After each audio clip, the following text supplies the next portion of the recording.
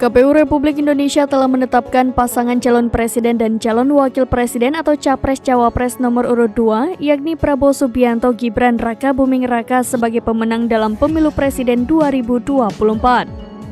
Penetapan dilakukan setelah rekapitulasi hasil perhitungan dan perolehan suara di tingkat nasional dinyatakan selesai pada Rabu 20 Maret 2024 pukul 22.19 waktu Indonesia Barat.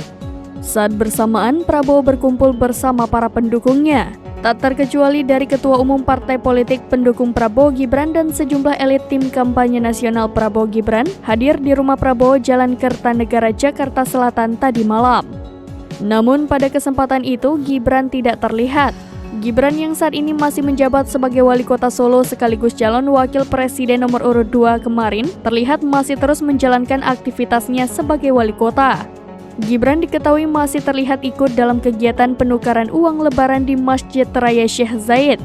Saat ditemui di Balai Kota Solo, Gibran juga menyatakan tidak ada kegiatan apa-apa jelang pengumuman Pilpres 2024 ini. Meski banyak kabar yang menyatakan kemenangan mereka, Gibran memilih menunggu pengumuman resmi.